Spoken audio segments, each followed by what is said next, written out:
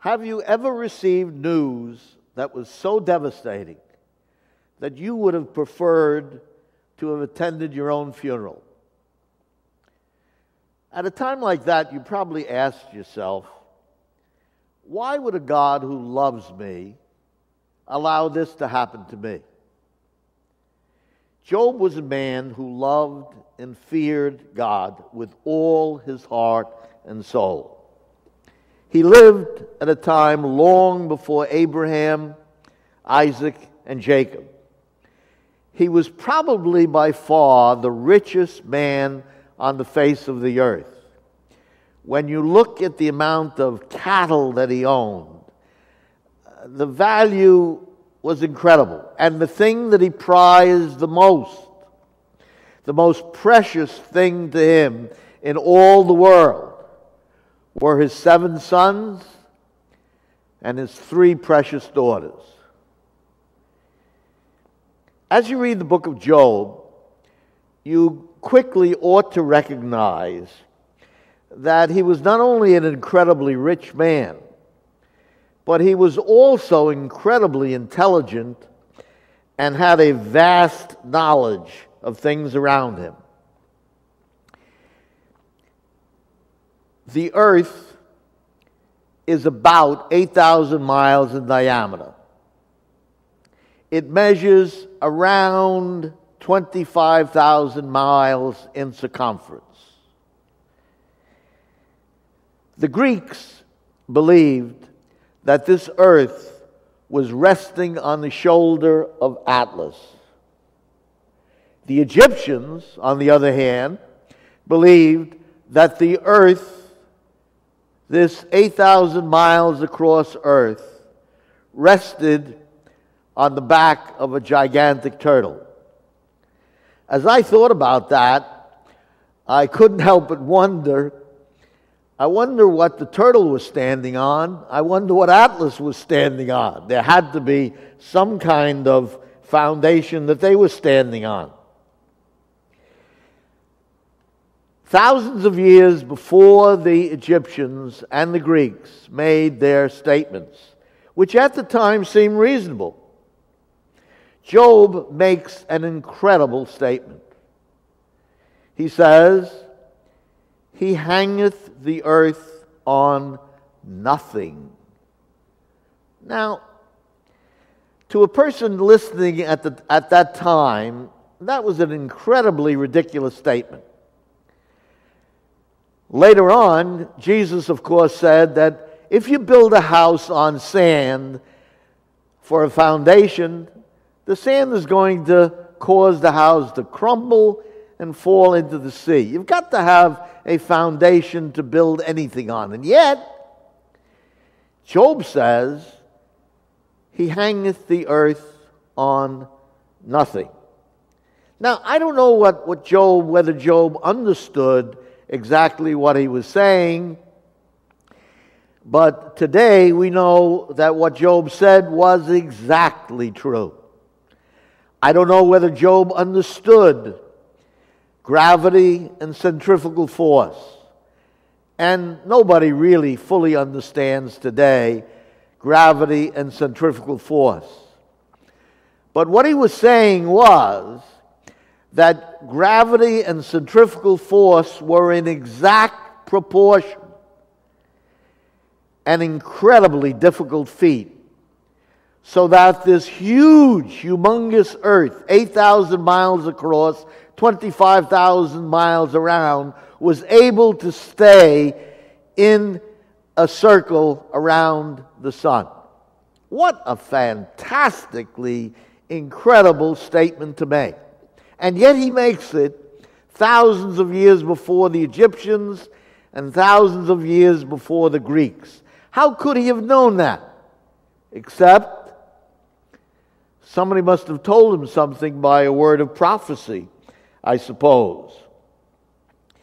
In spite of all of this, suddenly everything that Job has is swept away in one fell swoop. Gone. All of his cattle,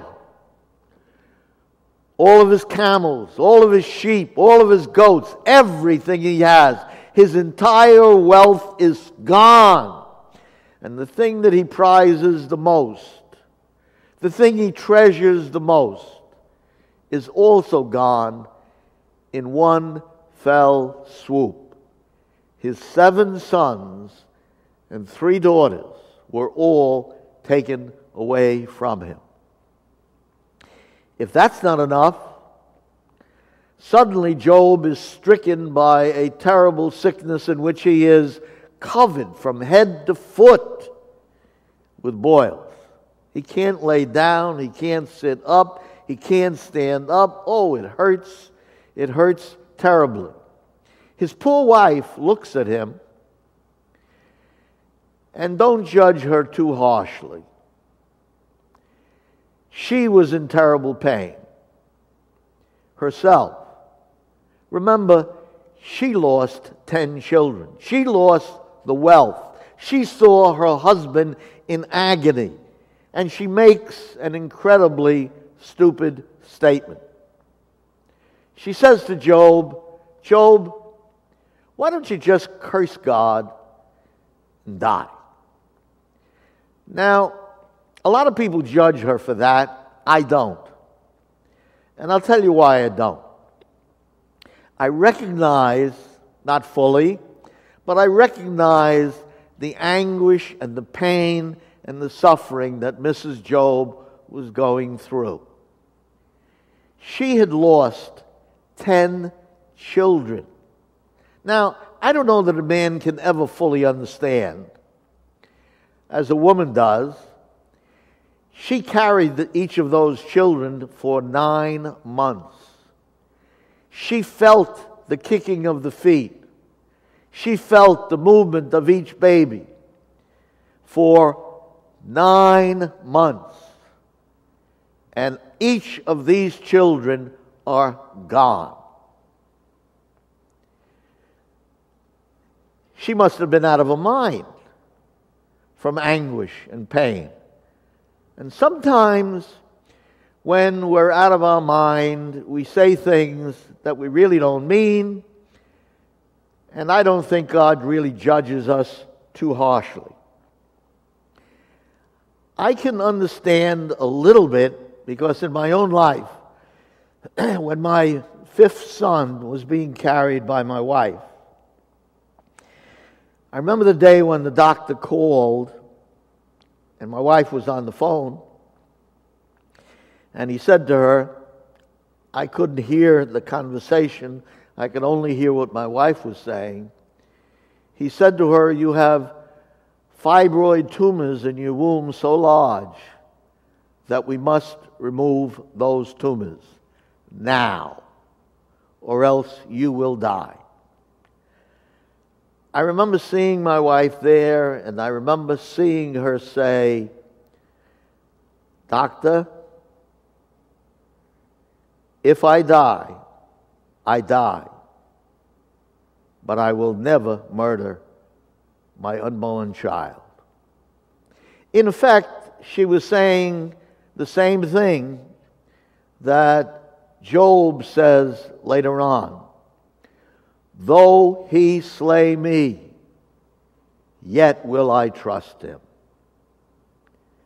And so she refused to have the operation, and my son Stephen was born. Thank God. His wife was so troubled over the loss, especially of her children and the suffering of her husband, that she says this thing which is incredibly stupid. But let me tell you this. At the end of the story, God judges every one of Job's friends. He also judges Job to an extent. But he never says a negative word concerning his wife. And if he doesn't judge Job's wife, who am I to judge him? As I think about that, I frequently ask myself, wouldn't it be better if maybe all of us judged ourselves a little more and other people less. I think the world would be in much better shape. Have you ever, in the midst of extreme sorrow, had a joy which passeth all understanding? You can't even understand it. How is it possible that in the midst of all of this trials and tribulation, I still feel a joy in my soul that overwhelms? Tim Keller tells it this way. A Christian friend was suffering from a severe financial downturn. He welcomes a friend to his home for a few weeks. Personal business necessitates that the Christian man leaves his friend alone in the apartment until he returns sometimes later. Upon his return, some days later, his friend comes to him and says, I took the mail in every day, and I hope you won't be angry with me, but one of the letters was from the IRS. And I took the letter and I opened it. Now, you might say that takes a lot of nerve, opening somebody else's mail. Well, maybe, and maybe not. Maybe if you understand why he opened it, you might be a little more forgiving. Now, he said to him, I took the mail and opened it, and I hope you won't be angry with me. And the letter said this, Dear Sir, a long time ago, you filed your income tax, and you did it incorrectly, and you owed a certain amount of money which you didn't pay. You made a mistake. At the present time, as a result of penalties and interest, you owe a humongous amount of money to the IRS. Pay, and pay now. Well, his friend knew his friend very well, and he said to himself, you know what? I know he's not in a position to pay that debt. He simply doesn't have the money, and this may be the thing that throws him over the cliff. The one extra problem that he has that throws him over the cliff. So, what I'm going to do, since I can afford to pay this bill, I'm going to write a check and send it out to the IRS. Must have been a pretty good friend. And that's exactly what he did. Keep in mind that the IRS never forgives your debt as long as you live. They will even take, when you die, out of your estate the money they owe. It's a lot different with Christ. Our debt comes due when we die. With the IRS, if you die and there's nothing in your estate, there's nothing they can do. But my debt to Christ comes due upon the day I die. It reminds me of a song that we used to sing, and it went this way. He paid a debt he did not owe. I owed a debt I could not pay. I needed someone to wash my sins away. But now I sing a brand new song. Amazing, amazing, amazing grace. Christ Jesus paid the debt that I could never pay. As a result, in the midst of any sorrow, in the midst of any pain, in the midst of any anguish that comes in life, I always have this one fundamental thought. Christ paid the debt I did not owe, and I am forgiven. In the midst of Job's despair, he could say, I know that my Redeemer liveth. Though he slay me, yet will I trust him. Job knew his God. Have you ever asked yourself, how can a God of love allow such things to happen to good people? Have you ever read a verse in the Bible and said, man, this is a difficult verse to accept? Such a verse says, all things work together for good to them who are the called, according to his purpose. Perhaps you responded, Lord, all things? I'm willing to accept most things. But Lord, all things? The real problem is that we have our eyes fixed firmly on the problem and have not even considered the most important part of the verse, which is according to his purpose. In the middle of the Civil War, in or about 1865, there lived a most godly and devout couple, Moses and his wife, Susan Carver. From their lives emanated a sweet perfume of a life that was totally given to God. They lived at a time when farming required substantial amounts of animal and manpower to run a farm. There was no machinery. All other farmers in the area had no problem. They used slaves and treated them, for the most part, abysmally, terribly. The problem is that the Carvers needed help. They solved the problem by using all the profits from the farm to purchase slaves on the open market, and then immediately gave the slaves their freedom. They emancipated them. Most of the slaves chose to remain on the farm, where they received a place to live, food, and some wages. As you can imagine, most of the freed slaves worked very hard for their benefactors. The Carvers had a second source of income. They owned a black stallion who they used in match races. With the earnings from the match races that the stallion won, the Carvers purchased additional slaves and then immediately emancipated them. As a result, the Carvers lived a comfortable but not a wealthy lifestyle.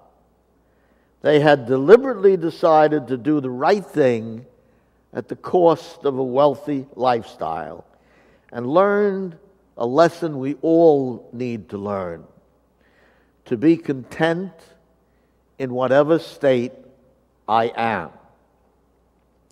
After many years of marriage, Susan, like Sarah, Hannah, and Rebecca, had no child. In spite of a childless marriage, Susan and Moses remained faithful to each other and to their God. Ask yourself a question. Why would a God of love deprive this most godly couple of the children they prayed and longed for? It is said Norman Borlaug saved the lives of well over 1 billion people.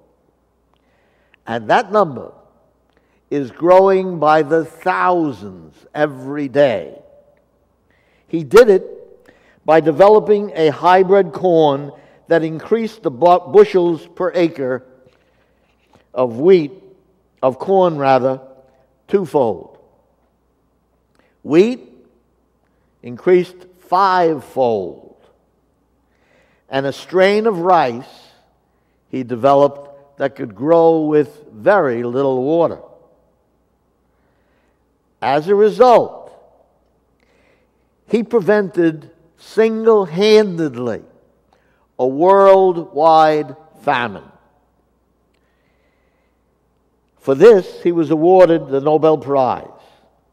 As a result of this, India, a country that imported millions of tons of rice every year, now had an abundance of rice and exported it, sold it to other countries. Other Asian countries changed from having to import rice to export rice. The price of all of these grains dropped dramatically. Well, what did that mean? It meant, as a result, that this food became available to millions of people who now, instead of dying of malnutrition, lack of food, they lived. Question: how did all of this come to be? And what does this all have to do with Moses and Susan Carver? Just this. In 1933, Henry Wallace became Secretary of Agriculture under Franklin Delano Roosevelt. Mr. Wallace developed some of the very first hybrid corn. Farmers in the USA saw their bushel per acre increase dramatically. In 1940, Wallace became Vice President of the United States of America, replacing a man by the name of John Garner. On a trip to Mexico, the Vice President Wallace was appalled at the poverty. Absolutely appalled. And why? Because of the extremely low bushel per acre produced on the farms of Mexico. His heart was moved. Appalled by the poverty, he set up an agricultural scientific station, study group, in order to increase the production of food. Let me ask you a very pertinent question. If that agricultural station had not been opened, would Mr. Burlong have been able to develop the corn, wheat, and rice that has saved now billions of lives? I don't think so. Question: what events occurred in the life of Mr. Wallace that inspired him to develop hybrid strains of wheat? And what events inspired him to open the station in Mexico? Just this. Years before, as the son of a well-known college professor at Iowa State University, the 7-year-old, tall, skinny, very light-complexioned young man developed a relationship with one of the very few teachers, black teachers, at the school. His name? George Washington Carver. Carver became a mentor to this boy, who would later become vice president. His father welcomed the relationship his son was developing with the already very highly esteemed George Washington Carver. Every Saturday, the two would go on long walks through the forest. What a picture they must have made. The skinny, very tall, very light Mr. Wallace, and his mentor, the very short and very dark Mr. Carver.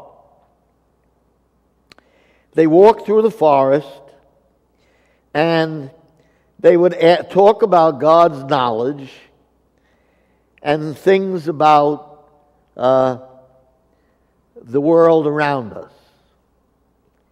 One day, George asked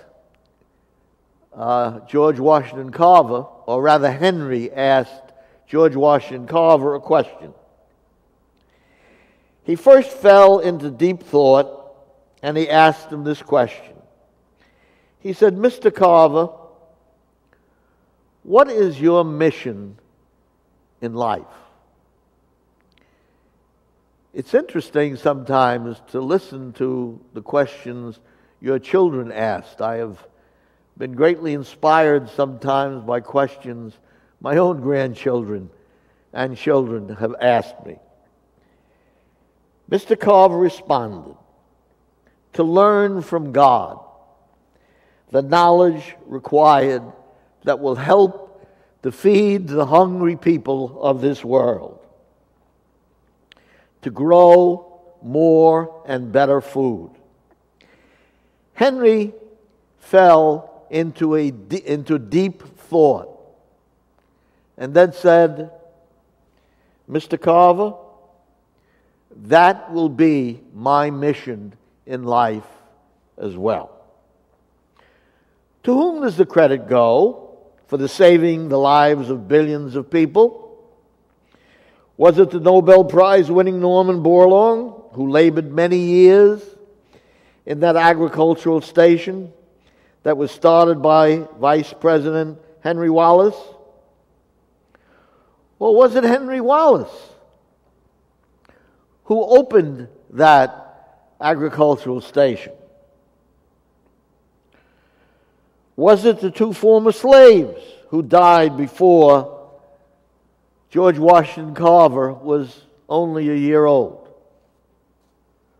Or was it something else or someone else? Or was it all a part of that verse? All things work together for good to them who are the called according to His purpose. You see, God had a purpose back there in 1865 that the rest of them didn't know about and wouldn't learn about till much later. And it's the same with all of us, with our trials. We may not know why God is doing something, but He does. It was a cold and wintry January 1865. First, understand something. Let me give you the setting. We're in the middle of the Civil War. But the actual fighting does not take place in Kansas for the most part, where the Carvers live. The actual fighting takes place within a few hundred miles of the eastern seaboard. There is no battles that are taking place around Kansas, but the people of Kansas are, for the most part, slave owners, though they were not fighting at that time.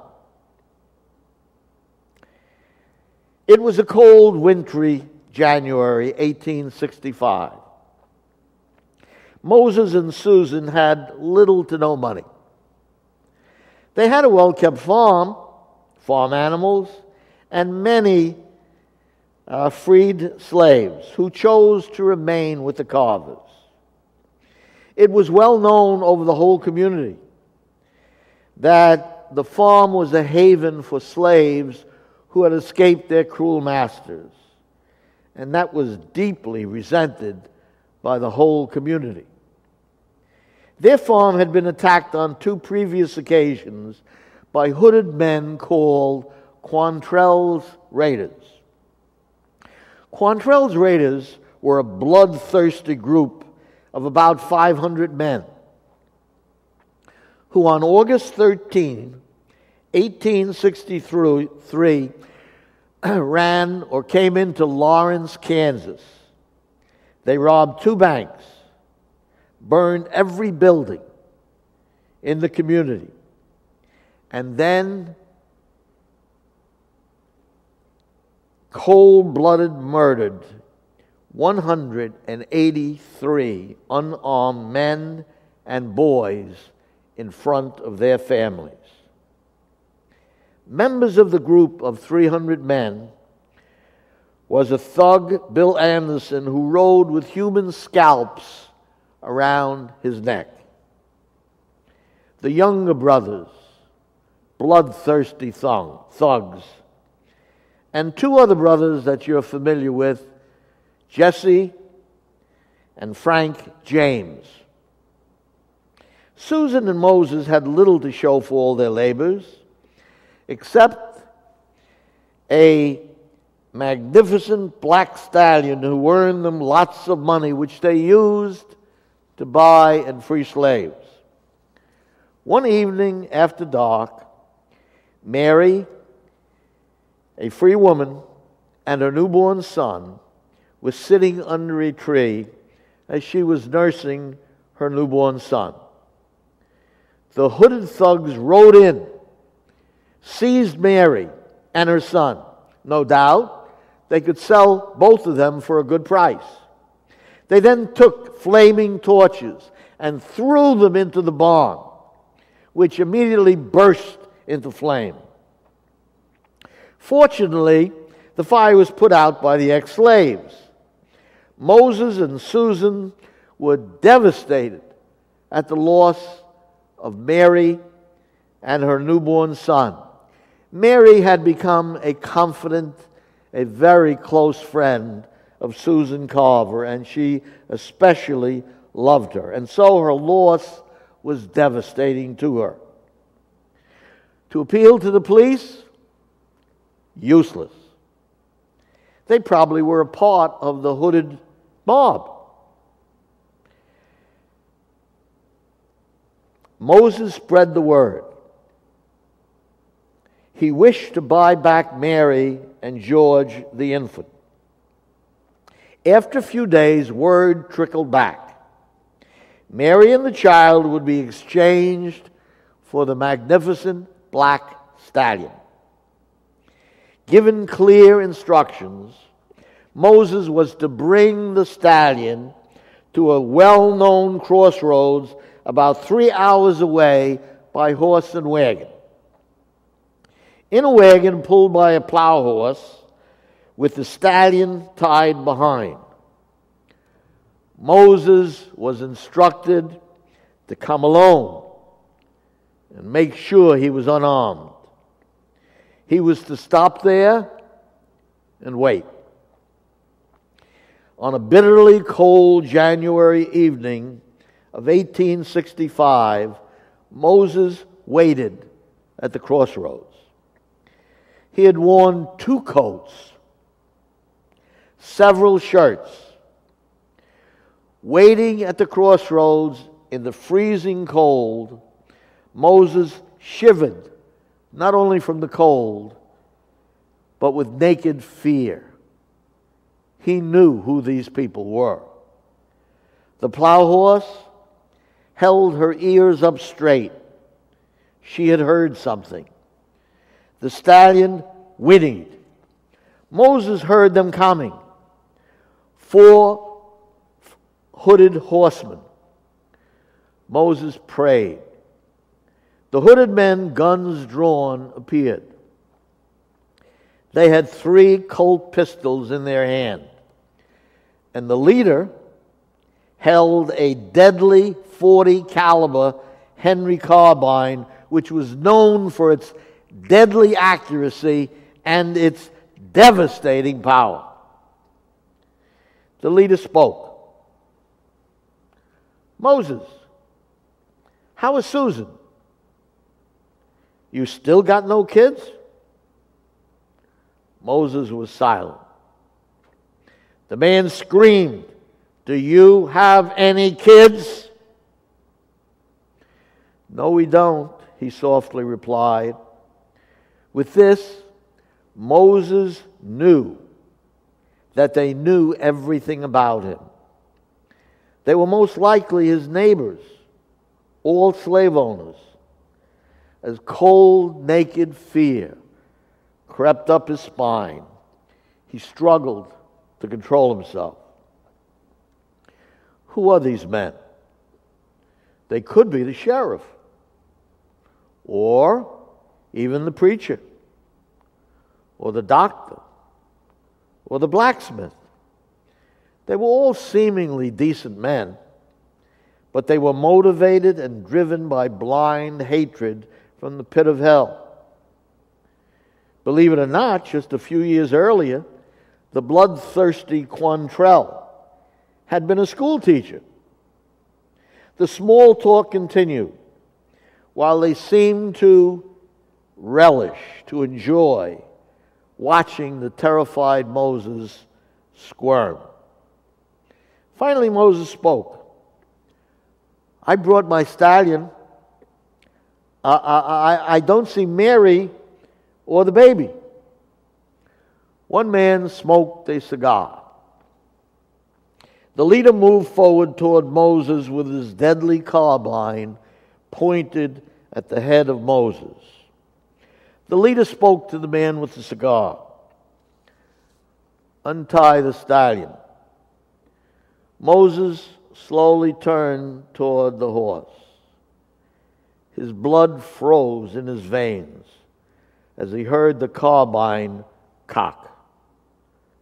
Don't move, Moses, he ordered. Moses froze and turned to see the gun pointed at his head. The leader spoke to the man with the cigar. You got the horse?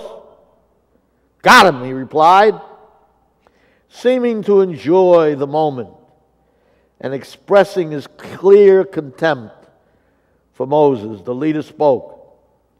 Moses, you got a choice. You want to walk or you want to die?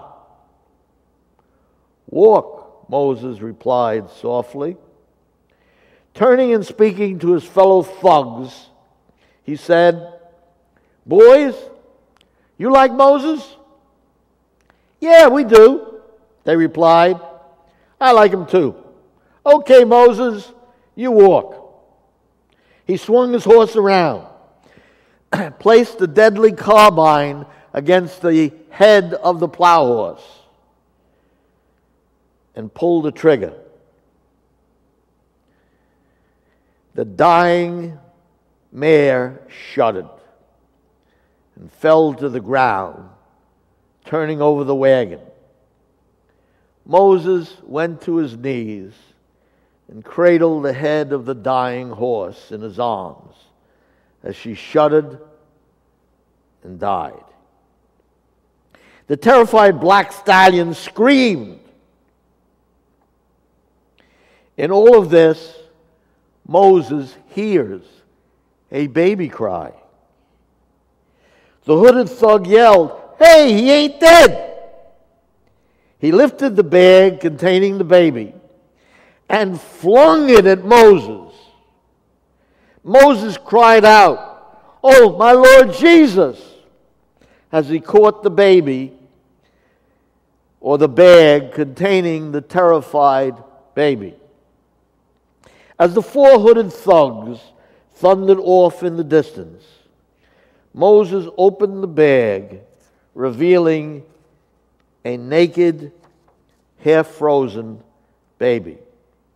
He ripped open his coats, lifted his shirts, took the near-frozen baby and wrapped it around his stomach to give the baby heat, put down the shirts, closed the coat. As he considered building a fire to warm the child, he realized the child needed food and needed it desperately.